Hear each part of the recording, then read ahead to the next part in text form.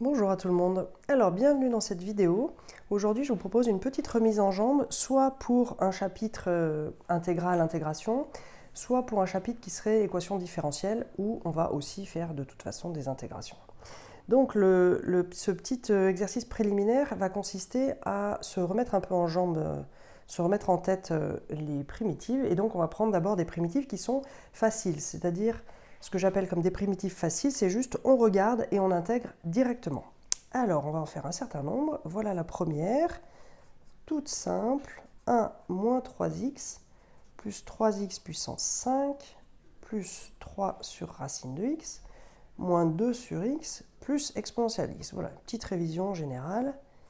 Alors, primitive de ça. Primitive de x, c'est x. Primitive de 1, pardon, c'est x. Primitive de x, x2 sur 2. Avec un moins 3, ça nous fait moins 3, x2 sur 2. Ensuite, plus 3, primitive de x5. C'est donc x6 sur 6. Et il y aura une petite simplification qui se passera entre le 3 et 6 qui nous donnera un 1,5. Alors, ensuite, primitive de 3 sur racine de x. Alors, moi, ce que je sais, c'est que la dérivée de racine de x, c'est 1 sur 2 racine de x. Donc, si j'ai 3 sur racine de x, c'est presque ce truc-là au 2 près, ok? Donc, si jamais j'avais 2 fois racine de x, en le dérivant, ça me ferait bien 1 sur racine de x, les deux s'en iraient. Du coup, ce que je vois, c'est que 1 sur racine de x, avec le 3 devant, c'est la dérivée, c'est la primitive de 2 racines de x. Ok? Ensuite, ici, on a moins 2 fois 1 sur x. 1 sur x, sa primitive, c'est ln de x. Donc, moins 2 ln de x, ou valeur absolue de x, si vous voulez. Exponentielle x et sa propre dérivée et sa propre primitive. Ok, donc là, on a juste à simplifier les petites fractions et produits qui sont arrivés. Donc là, ça nous fait 1 demi x6. Ici, ça nous fait 6 racines de x, moins 2 ln de x, plus exponentielle x. Et nous avons terminé pour cette première primitive facile. On passe à la deuxième. Alors, la deuxième, je vous propose f de x égale exponentielle moins 3x. Donc là, est-ce que vous vous souvenez que la dérivée de exponentielle ax, c'est a exponentielle ax. Du coup, vous vous souvenez peut-être que la primitive de exponentielle ax, c'est exponentielle ax divisé par a. Voilà, donc ça c'est vraiment juste une formule du cours. Donc primitive de f, c'est exponentielle moins 3x divisé par moins 3. Et nous avons terminé, on ne va pas plus loin. Alors, f de x, la suivante, cosinus x sur 2 plus pi sur 4. Alors là, pareil, dérivée du cours, cosinus ax plus b, voilà, on va plutôt faire sinus. Bref, je vous rappelle les deux, cosinus ax plus b, la dérivée c'est moins a sinus ax plus b. Et sinus ax plus b, sa dérivée c'est plus a cosinus ax plus b.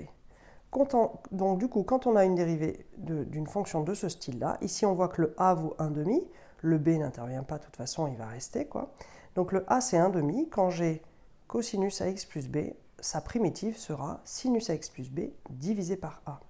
Donc ici, la primitive de f, c'est sinus de la même chose, x sur 2 plus pi sur 4, divisé par a, et le a ici vaut 1,5. Et je vous rappelle, quand on divise par une fraction, par l'inverse de quelque chose, c'est comme si on multipliait par ce nombre-là. Ça nous fait 2 sinus x sur 2 plus pi sur 4. Hein, du coup, si vous voulez, ces dérivés-là, on peut les généraliser aux formules de primitives qui disent que la primitive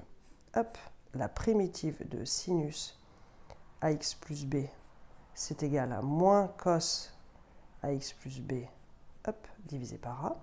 Et la primitive de cos ax plus b, c'est égal à plus sin ax plus b divisé par a. Ça va pour vous? Si besoin, ici, vous voyez, moi je m'appuie mais énormément sur les formules du cours, les formules des dérivés, les formules des primitives. Ça, c'est vraiment un exercice d'apprentissage du cours, d'application directe du cours. Donc, Si vous voyez que ça grince et tout ça, je vous invite vivement à revenir dans vos tableaux de primitives. Si vous n'avez pas ce genre de choses dans vos tableaux de dérivés, vraiment à compléter au brouillon pour que tout ça fasse partie de vos fiches de cours et que vous puissiez l'apprendre par cœur. Parce que je vous rappelle, toutes ces formules qu'on connaît par cœur, là, ça nous fait des outils, des briques avec lesquelles on résout tous ces exercices. Alors, on va passer à quelques autres dérivés encore. Je vous propose f de x égale x exponentielle x2. Donc là, je vous rappelle que c'est un exo primitif facile, donc c'est quelque chose, normalement, si on regarde et qu'on cligne les yeux très fort, ça va nous sauter aux yeux. Alors, moi, ça me saute aux yeux, vous, je ne sais peut-être pas. Donc, je vais vous aider un peu, c'est que ici, on remarque que x2, quand on le dérive, ça fait 2x et ça ressemble fortement à ça. Donc là, moi, ça m'évoque la dérivée du cours qui est la dérivée d'exponentielle u, c'est u' exponentielle u. Quand on a une fonction composée, hein, que u, c'est un u de x. Okay, et donc là, ce que je vois, c'est que si je pose u égale x2, et bien u' égale 2x, et là, je suis quasiment en train de faire u' exponentielle u à un 2 près. Donc si j'ai envie de voir le 2, là, ben, je vais le faire apparaître en faisant 1 demi multiplié par 2. Vous êtes d'accord que ce truc-là, ça fait 1, donc j'ai rien changé. C'est bien toujours égal. Et maintenant que j'ai fait apparaître ce truc-là, ce 2, là, je reconnais 1 demi de u' de x exponentielle u de x. Et donc, je sais que ça va se primitiver, ça va s'intégrer en exponentielle de u de x, avec toujours le 1 demi devant. Et donc ça me donne 1 demi de exponentielle x carré. Ok, si ce n'est pas hyper clair pour vous, je vous invite vraiment à faire la vérification qui consiste à prendre ce qu'on a trouvé, exponentielle x2, à le redériver, et à vérifier qu'on trouve bien 1 demi 2x exponentielle x2, c'est-à-dire bien f de x. Ok ? On continue encore avec les primitives dites faciles. Si ça va un peu vite pour vous, vraiment, je vous invite à aller regarder dans votre cours et à reprendre ces choses-là plus lentement. Mais effectivement, en première année d'université, ça doit être des choses qui doivent aller assez vite si vous connaissez bien votre cours. Donc c'est aussi un repère de, voilà, si cette vidéo va trop vite, pas assez vite, etc., enfin, ça vous permet de voir où vous en êtes. Okay ? Le rythme auquel je vais, c'est le rythme qui va vous permettre d'être un peu fluide quand vous serez dans les contrôles. Hein. Sinon, vous risquez d'être trop lente ou trop lent par rapport à la quantité de choses qu'il y a à faire dans un contrôle. Donc vraiment, je vous invite à vous entraîner avec les primitives, les dérivées, jusqu'à ce que ça soit fluide. Alors, pour cette dérivée, pourquoi ça fait partie des primitives faciles ? Ben parce que moi, je sais ici que cosinus, c'est la dérivée de sinus. Donc, si je pose u égale sinus x, je vois que donc u' égale cosinus x, et du coup, je vois que f s'écrit sous la forme u'. Et là, moi, ça me fait vraiment penser à la dérivée de u au carré, qui vaut 2u' fois u. Okay ? Donc là aussi, tout ça, vous voyez, moi j'ai des réflexes parce que je connais toutes ces formules-là. Hein. Donc ces dérivées, ces primitives, le passage de l'un à l'autre, tout ça, ça vient par la pratique, par l'entraînement, par apprendre son cours. Okay ? Donc là, quasiment, j'ai la dérivée de sinus x au carré, quasiment parce qu'il me manque le 2. Donc je vais faire comme tout à l'heure, je vais faire 1 demi de sinus x cos x. Ok, et donc là, ben, je vois que ce truc-là, c'est la dérivée de sinus x au carré. Donc quand je prends la primitive, je trouve 1 demi de sinus x au carré. Pareil, vous pouvez faire la petite vérification si vous n'êtes pas tout à fait convaincu. Alors, qu'est-ce que je vous propose ensuite ? Ensuite, on va regarder quelque chose d'assez similaire. f de x égale x3 fois x4 moins 7. Là également, je vois deux puissances successives. Ici, x3, c'est x4 moins 1. Donc là aussi, je vois que lui, c'est la dérivée de lui. Hein. Si je pose u de x égale x4 moins 7, si je dérive u' de x, et ben à une constante près, on va quasiment trouver x3. Hein. Parce que la dérivée ici de ce polynôme, ça va être 4, x et 4 moins 1 qui nous fait 3. Ok? Donc là, si de cette manière-là, je fais aussi apparaître un 4 en mettant 1 quart fois 4, je vois que c'est 1 quart de U' multiplié par U. Ok? Et donc ce truc-là, U' fois U, et ben de la même manière, ça va s'intégrer en U carré, où U c'est cette chose-là. Donc du coup, primitive égale 1 quart, et U' U s'intègre en U carré sur 2. J'ai oublié le sur 2 à chaque fois. Ouh là là, c'est pas bien ça. Ici, j'avais un 2 ici que j'ai bien fait apparaître le 2, mais là, ici, non, je me suis trompé. Donc, ouais, donc j'ai pas d'erreur là, pardon. Donc le U', sa primitive, c'est U2 sur 2, ok? C'est 2 U' qui s'intègre en U carré, mais là, comme j'ai pas le 2, je pourrais le faire apparaître en mettant un demi fois 2, et ça revient exactement à faire la même chose. Ce qui nous donne donc un huitième quand je réunis les deux. Un huitième de U carré, et U c'était x4 moins 7, le tout au carré. Pareil, ici aussi, je vous invite vivement à faire la vérification. D'ailleurs, on va le faire ensemble, parce que comme je ne suis pas très réveillée ce matin, je dis un peu des bêtises. On va quand même vérifier. Donc, du coup, si j'essaye de dériver 1 sur 8 fois x4 moins 7 au carré, si je dérive ça, alors, on a déjà le 1 sur 8. Ensuite, j'ai le 2. Ensuite, je vais dériver ce truc qui est à l'intérieur. Donc ça me fait 4x3. Et ensuite, j'ai à nouveau le x4 moins 7. Ok? Et donc, si je remélange toutes mes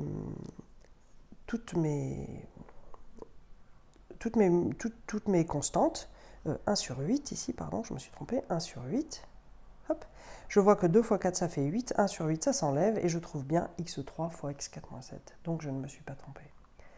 Ok pour vous? On passe à la suivante. Alors, la suivante.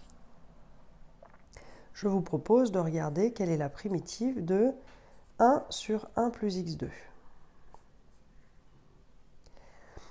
Alors là, ça ressemble très fortement à 1 sur x au carré, vous êtes d'accord? Et donc, quand il y a un polynôme comme ça au carré, là c'est un polynôme de degré 1, je vous invite tout tranquillement à aller regarder qu'est-ce qui se passe si on faisait la dérivée de ça. Hein, comme on se souvient que la dérivée de 1 sur u, c'est moins u' sur u carré. Ici, le u en question, sa dérivée, ça fera 1, et ça nous donnera bien un carré. Donc ça ressemble. Le fait que ça ressemble, ça me donne l'idée de tester ça. Hein. C'est comme ça que ça fonctionne. Je ne vais pas directement au bon résultat. Ça, c'est la première idée qui me vient, et on va voir si c'est la bonne. Donc quand je dérive 1 sur 1 plus x, la dérivée de ça, ça me fait 1. Et ensuite, j'ai le moins 1, donc moins 1 divisé par celui-là au carré. Donc c'est quasiment ça. Et donc, si je veux intégrer, trouver une primitive de ça, j'obtiens donc que c'est moins 1 sur 1 plus x. Ça va? Alors maintenant, ce que je vous propose, pour terminer, une légèrement plus subtile, vous allez voir pourquoi, qui est x sur 1 plus x carré.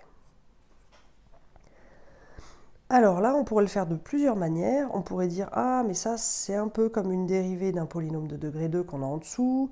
Ça pourrait être un peu u' sur u et faire du log, etc. Oui, on pourrait faire ça, mais il y a une façon un petit peu plus simple de faire ça, c'est de se ramener à ce truc-là. Alors, c'est peut-être quelque chose que vous connaissez, mais c'est vraiment quand on a 1 plus x ici, c'est vraiment une astuce habituelle de faire apparaître un plus x en haut en disant que c'est moins 1 plus x sur 1 plus x2. Donc si vous ne connaissez pas cette astuce, retenez-la, parce qu'elle est vraiment très utile. Ce truc-là, ça va permettre de séparer la fraction en deux. Ici, là, on pourra simplifier un coup, et ensuite, on retrouvera ce qu'on vient juste de calculer. Donc là, je sépare la fraction en deux, je la sépare ici, en deux à cet endroit-là. Donc ça me donne moins 1 sur 1 plus x2, et là, plus 1 plus x sur 1 plus x2. Okay, donc ça, je vais pouvoir le simplifier. Ça va me donner donc toujours le moins 1 sur 1 plus x2, celui-là n'a pas bougé. Et lui, je peux simplifier en divisant par 1 plus x, et il va me rester plus 1 sur 1 plus x. Alors pourquoi c'était intéressant de faire cette petite manip? Parce que celui-là, on vient juste de l'intégrer ici, quasiment au signe près. Et celui-là, bah, c'est juste un log pour l'intégrer. Donc à partir de maintenant, l'intégrale, la primitive, devient effectivement évidente. Donc ici, la primitive de ça, c'est 1 sur 1 plus x, comme on vient de le voir. Et la primitive de ça, c'est ln de 1 plus x. Ok, donc retenez vraiment ce truc-là, c'est vraiment quelque chose de très utile. Si vous n'aviez pas eu cette petite astuce, une autre façon de faire, ça aurait été de développer en bas, mais c'est plus laborieux, et puis il y a le même genre de choses à faire de toute façon. 1 plus 2x plus x2.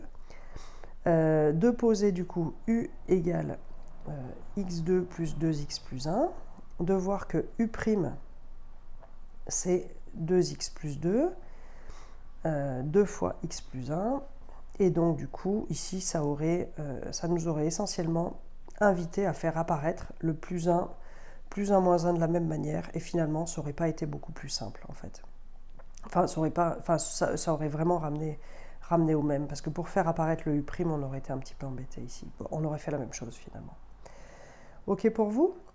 Donc du coup, eh ben, je m'arrête là pour ce petit exercice de primitive évidente, entre guillemets.